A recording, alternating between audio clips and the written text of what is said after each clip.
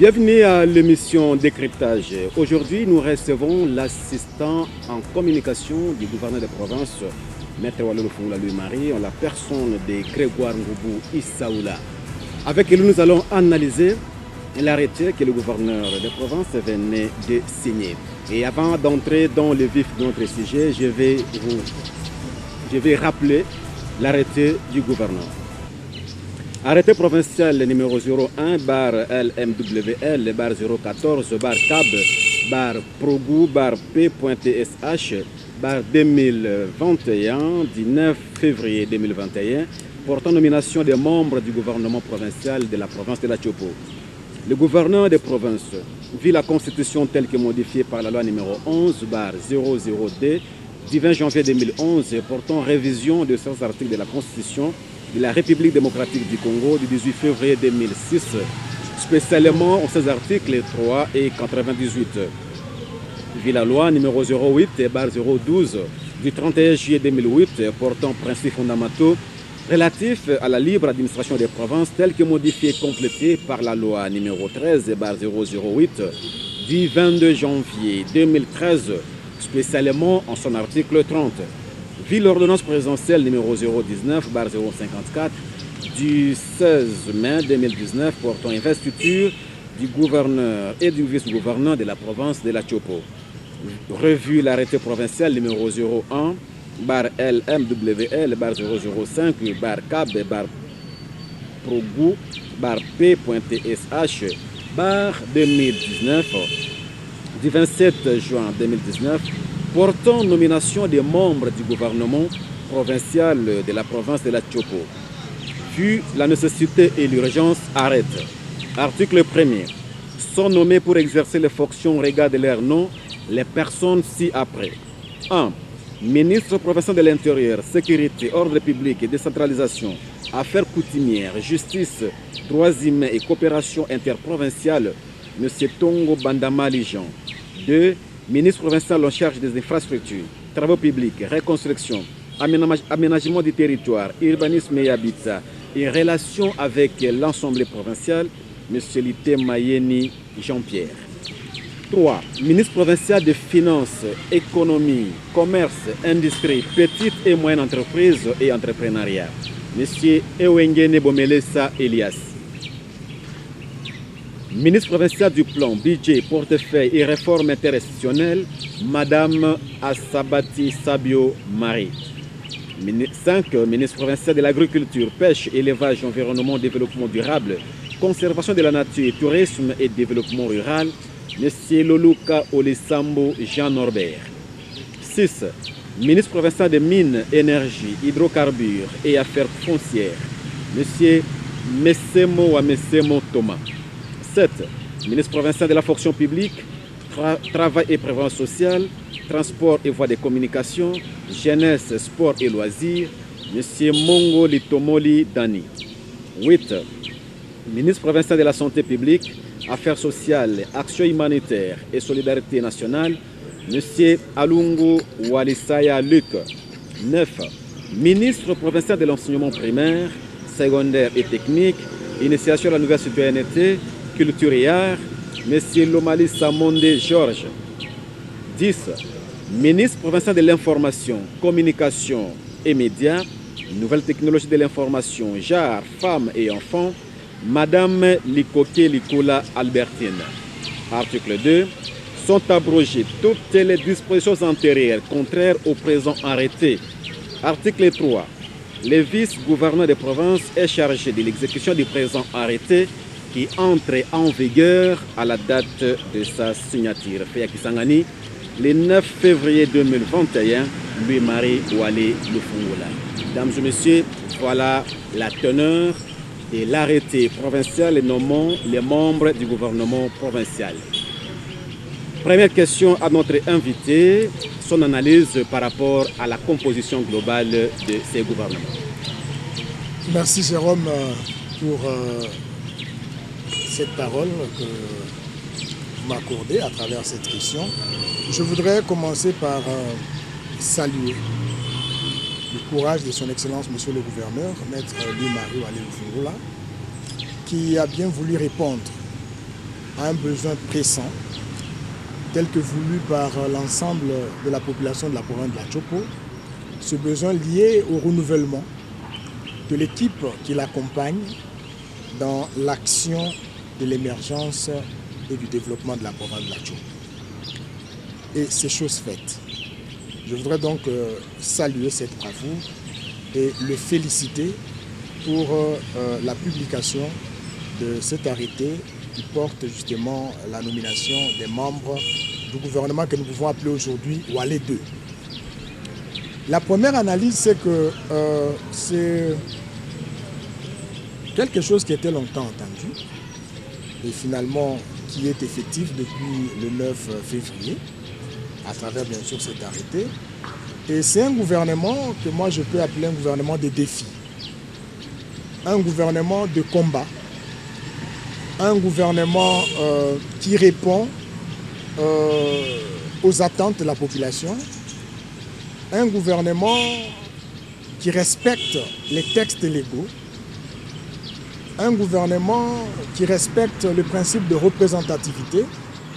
Vous allez voir que dans cet arrêté, toutes les grandes communautés y sont représentées, toutes les entités, ici je fais allusion au C-territoire et la ville de Kisangani, qui sont aussi représentées.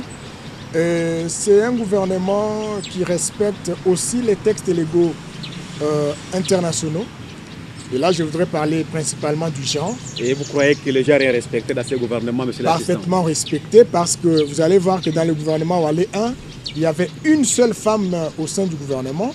Cette fois-là, son Excellence, monsieur le gouverneur, a bien voulu donner un quota plus à la femme.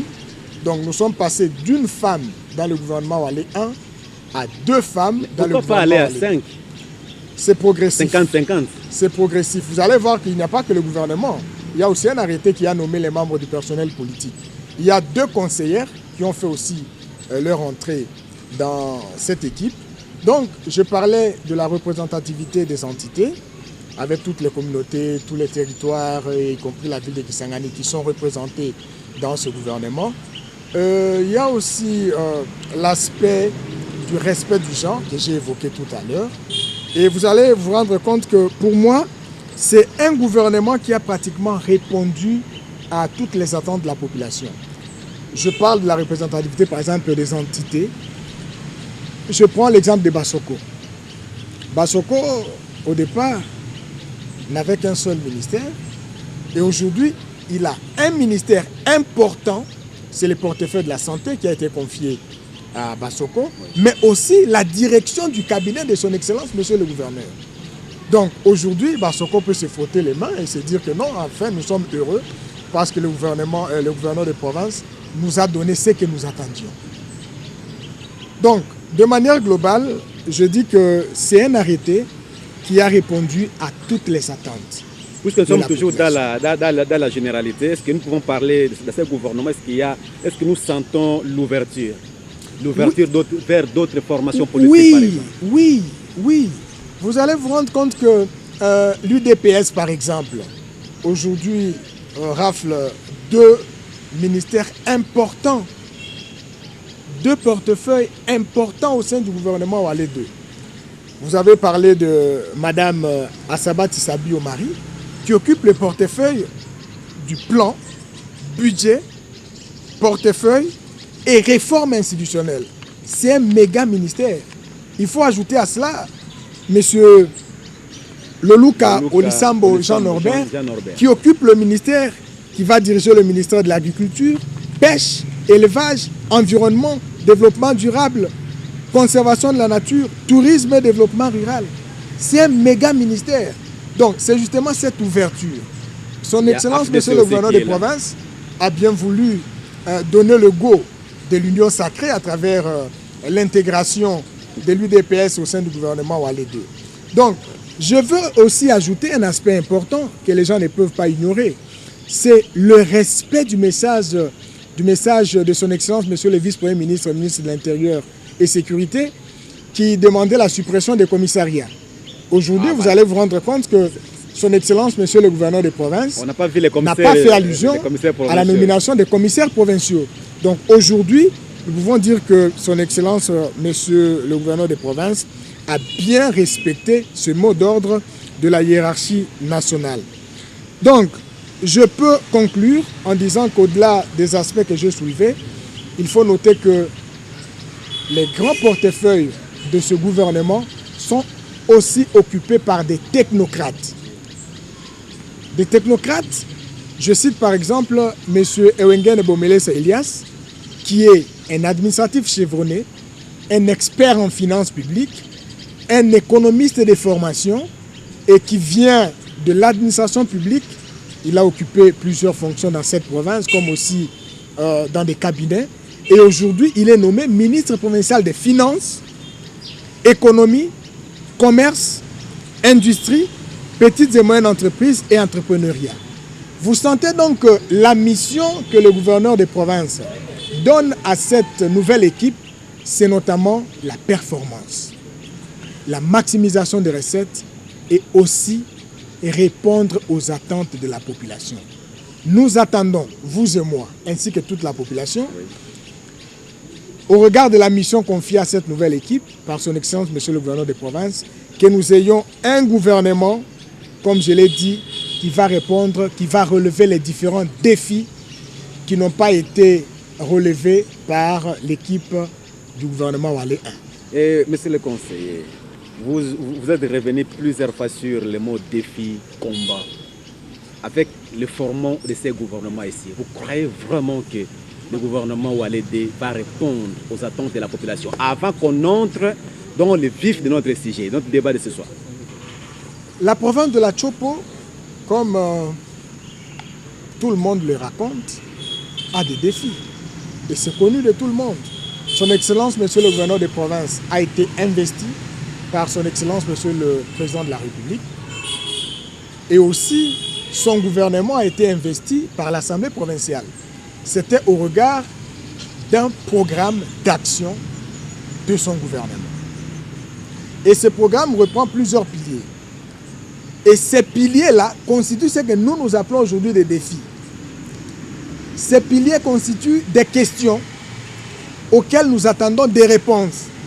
Et qui doivent donner des réponses à ces défis, à ces questions, c'est justement les heureux nominés, que je voudrais vraiment féliciter, parce que pour moi, ce sont des oiseaux rares. La province de la Chopo regorge plus d'1 million d'habitants. Et lorsque son Excellence, Monsieur le gouverneur des provinces, porte son choix sur 10 personnes, sur 7 millions de personnes que nous avons, ça veut dire que ce sont des oiseaux rares. Et son Excellence, Monsieur le gouverneur des provinces, ainsi que toute sa population, ne peuvent qu'attendre ces défis qui doivent être relevés.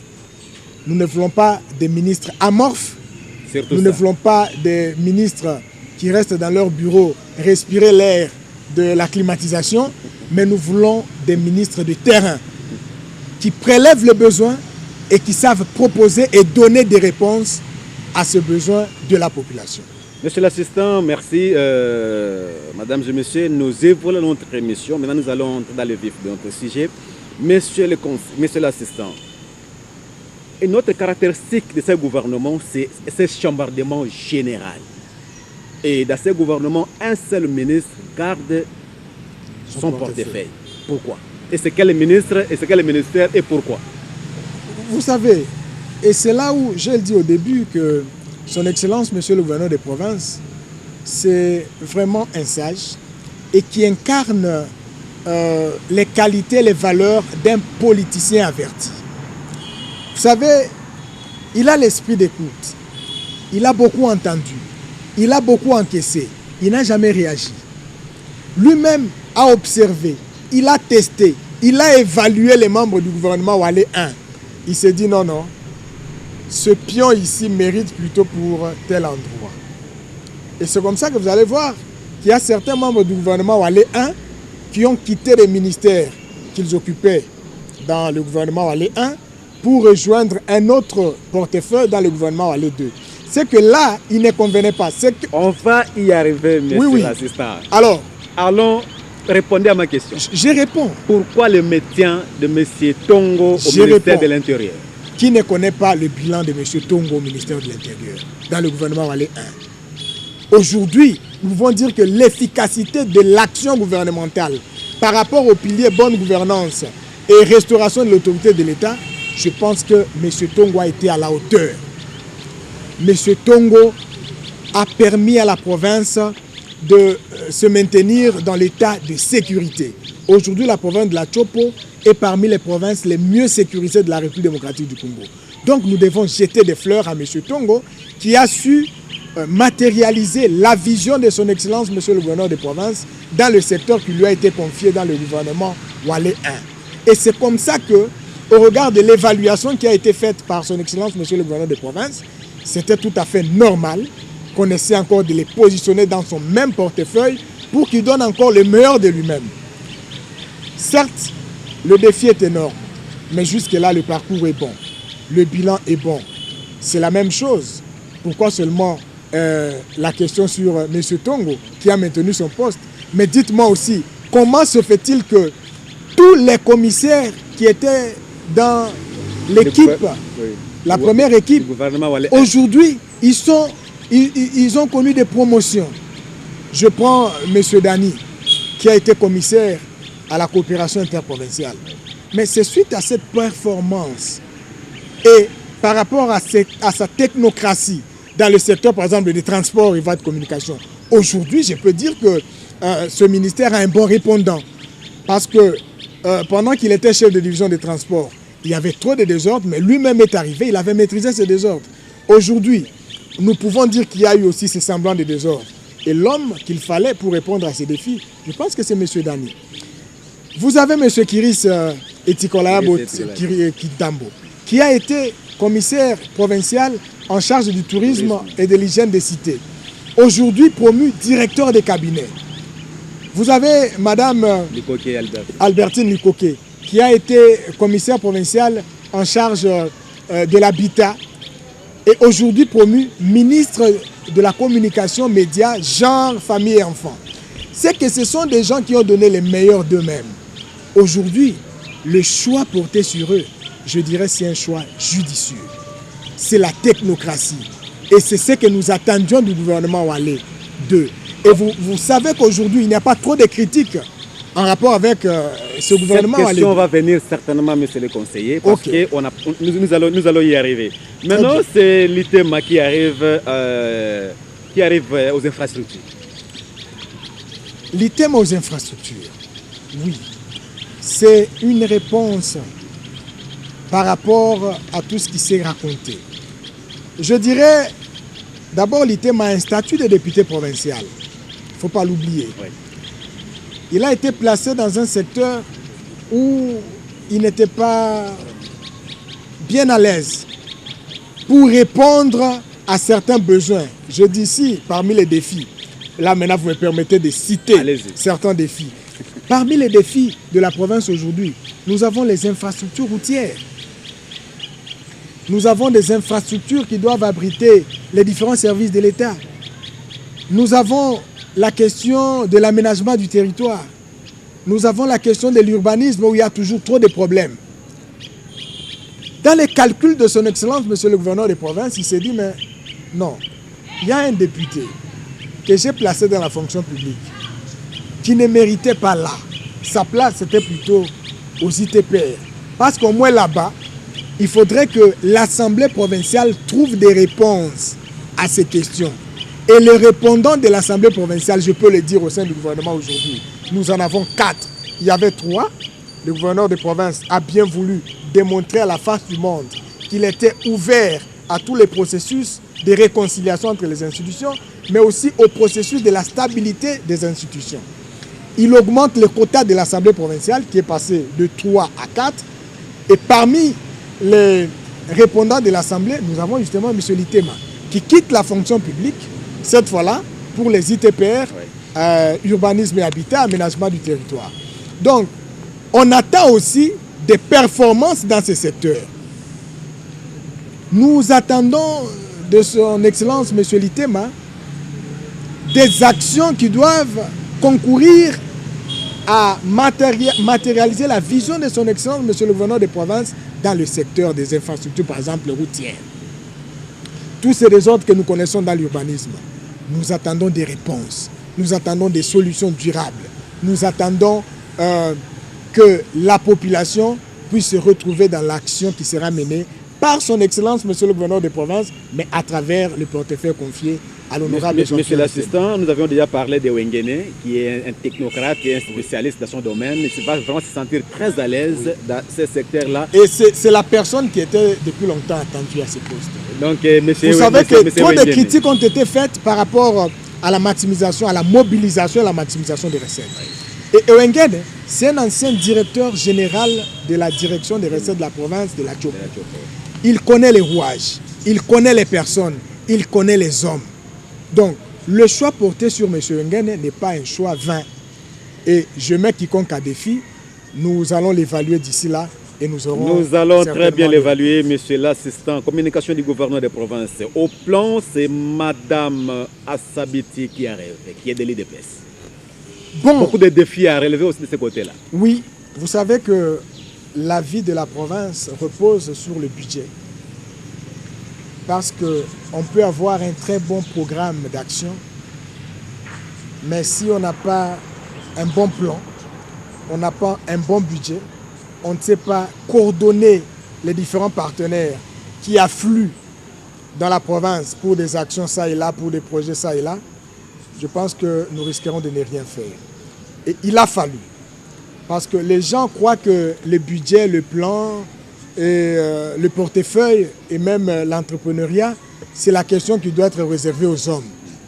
Et le gouverneur de province a voulu justement changer la donne pour faire voir aux gens que ce ne sont pas seulement les hommes qui sont capables d'exercer les fonctions de ministre du budget. Cette fois-là, il place une dame. Et la dame, comme je l'ai dit, par rapport à l'ouverture que son Excellence, Monsieur le gouverneur de province, a bien voulu donner aux autres partis politiques, la femme est de l'UDPS. De la même manière que nous attendons des solutions, des réponses, des performances dans les secteurs des autres ministres nommés, nous attendons la même expertise. Nous attendons des mêmes réponses à Madame Marie. Vous savez qu'elle n'est pas connue dans les milieux politiques, mais c'est le temps de se faire connaître. Voilà. Elle n'est pas connue dans le monde administratif, c'est le temps de se faire connaître. Je pense qu'elle va donner le meilleur d'elle-même pour que la population puisse savourer les fruits de sa prestation. Mais c'est l'assistant, un autre secteur qui a derrière beaucoup de partenaires, c'est le secteur de l'agriculture. Comme vous le savez, le gouvernement Wale 1, la province n'a pas tellement rentabilisé dans ce secteur-là. Maintenant, c'est M. Loluka Olesambo qui arrive là-bas. Qu'est-ce qu'on peut attendre de lui? Surtout que là, il y a beaucoup de partenaires qu'on n'a pas si vraiment...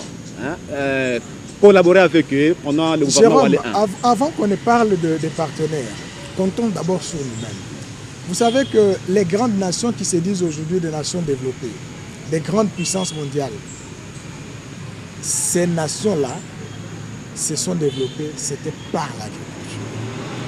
Et la Chopo est une province à vocation agricole. Mais on a senti que dans le gouvernement Wale 1, on n'avait pas un bon répondant dans ces ministères. Il y a eu, vous vous rappelez, les états généraux de l'agriculture, voulus par son Excellence, Monsieur le gouverneur des provinces.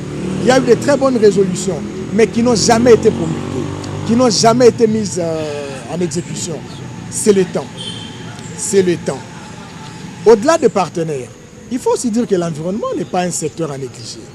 Actuellement... Aujourd'hui, nous avons un Gambi qui regorge pratiquement... la première tour expérimentale pour essayer de capter le carbone. Mais il faut capitaliser au profit de la province. Donc, M. Jean Norbert, qui est nommé à ce poste, qui est nommé à ce portefeuille, n'a pas droit à l'erreur. L'agriculture doit permettre à la population de parvenir à une bonne alimentation. Et cette bonne alimentation, aujourd'hui nous avons des espaces dans la province de la Chopo. On peut cultiver le riz. Mais comment on peut accepter d'importer le riz? on peut importer le maïs, on peut importer la patate douce, on peut importer les haricots, on peut importer, je ne sais pas moi, des choux. Non, nous avons une terre fertile dans la Tchopo. Il suffit qu'on ait une tête à la tête de ce ministère. Et je pense, tout calcul fait, son Excellence, Monsieur le gouverneur des provinces, Maître Louis-Marie Walé Lofungula, a misé sur l'expertise de Monsieur Jean Norbert. Et nous tous, nous avons des yeux rivés sur cet actuel nominé pour essayer d'apporter un plus, pour faire savourer à la population de la province de la Tchopo ce qu'elle attend de ce ministère méga qu'il soit. Monsieur l'assistant de l'agriculture aux mines, là c'est Thomas Messemo qui arrive. Bon, je ne saurais pas l'évaluer parce que ce n'est pas ça mon rôle comme assistant en communication de son Excellence, Monsieur le gouverneur des provinces. Il vient d'un ministère, comme j'ai dit pour Monsieur Litema, oui. Je pense c'est un député provincial et je pense que son Excellence, Monsieur le gouverneur des provinces, a trouvé que là où il était, ce n'était pas sa place. Il lui fallait trouver une autre place, un autre poste où il serait plus à l'aise, où il peut apporter du sien pour que l'action gouvernementale soit visible auprès de la population. Et je pense que les mines, l'énergie, les hydrocarbures et les affaires foncières font partie des défis de la province. Oui. Nous sommes aussi une province à vocation minière. Oui. Minière. Nous avons un potentiel énergétique énorme. Nous avons les gisements du pétrole, par exemple, dans la province de la Tchopo, mais qui n'a jamais été exploité. C'est les moments. C'est les moments. Il faudrait que son Excellence, Monsieur le ministre actuel de ce secteur, qui occupe ses portefeuilles, puisse donner aussi le meilleur de lui-même. Aujourd'hui, on semble dire que les affaires foncières, c'est vraiment l'enfer dans la Tchopo. C'est le moment de remettre de l'ordre dans la boutique. Donc, son Excellence, Monsieur le gouverneur des provinces, a plusieurs mains. Il a plusieurs bras. Ce sont justement ces ministres qui viennent d'être nommés, qui doivent conjuguer des efforts pour que la personne de son Excellence, Monsieur le gouverneur des provinces, soit plus à l'aise à travers leurs prestations, pour que la population dise finalement oui, voilà les gens que nous attendions, voilà les oiseaux rares que nous recherchions depuis longtemps, et que finalement, on peut se dire ok, Excellence Walé, Mokwakouswa, nous sommes derrière vous, restez éternellement. Nous aurons encore besoin de vous pour des prochaines échéances électorales. Mesdames et messieurs, nous allons lentement mais sûrement vers la fin de cette émission. Vous avez déjà parlé du ministre Dani d'une autre façon. Est-ce qu'on peut dire que Dani est vraiment aujourd'hui comme un poisson dans l'eau dans son portefeuille? Très à l'aise. Et je connais son Excellence Dani Mongoli Tomoli pour avoir aussi travaillé avec lui. D'abord par le passé comme conseiller en charge des transports et voies de communication au ministère provincial, mais aussi comme son conseiller technique. Je pense qu'aujourd'hui, son Excellence, Monsieur le gouverneur de province, a un bon répondant dans ce secteur. Et il y a aussi à la santé publique, Monsieur Luc, qui arrive là. C'est un député provincial qui va occuper un portefeuille où il sera très à l'aise parce qu'il est médecin de formation, il est médecin de carrière, il est député provincial. Donc aujourd'hui, tous les membres du secteur de la santé peuvent se dire finalement que voilà, nous serons à l'aise avec le ministre Luc qui arrive et qui doit relever aussi beaucoup de défis. Vous savez, à un moment donné, la province de la Tchopo est assimilée à une province endémique. Ce sont des défis à relever. Aujourd'hui, la province de la Tchopo est comptée parmi certaines provinces touchées par la pandémie du siècle, Covid-19. Et il faudrait qu'il donne le meilleur de lui-même pour essayer de préserver davantage la population parce qu'il faut dire que le ministre sortant n'a pas démérité. La Tchopo aujourd'hui est classée parmi les meilleurs qui ont fourni beaucoup d'efforts sous l'impulsion de son Excellence, Monsieur le gouverneur des provinces, Maître Louis-Marie Walé Lofungula, pour que finalement la province de la Tchopo ne soit pas plus touchée comme les autres provinces, comme nous le vivons d'ailleurs aujourd'hui. Donc il faut vraiment jeter des fleurs à l'équipe qui est partie et nous pensons que l'équipe qui arrive, avec en tête l'honorable Luc, nous pensons que beaucoup de performances vont être faites pour finalement relever aussi les défis dans ce secteur. Et l'assistant, il y a aussi le ministre Mondé, d'où l'on parle, qui vient du milieu de l'enseignement lui-même, mais un ancien enseignant qui arrive maintenant dans le secteur de l'enseignement. Je n'avais pas cité tous les technocrates. Hein. Et Likoké, enfin. Sur cette liste de technocrates, ceux que vous venez de citer, il y a l'honorable Lomalissa, qui est lui-même enseignant.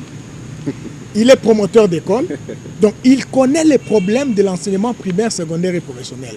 C'est là où il peut se dire, en tout cas, je suis vraiment un poisson dans l'eau, là où je suis. Et je n'hésite pas un seul instant que tous les désordres que nous connaissons aujourd'hui dans le secteur de l'EPSP, tous les désordres que nous connaissons dans le secteur de la culture et des arts, puissent trouver finalement des solutions. Madame Likoké vient fraîchement du monde des organismes qui militent pour les femmes.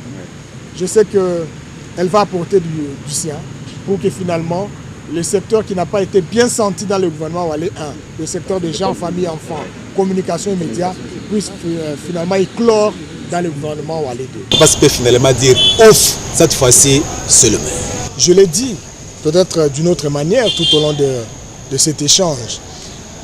La population peut pousser un ouf de soulagement.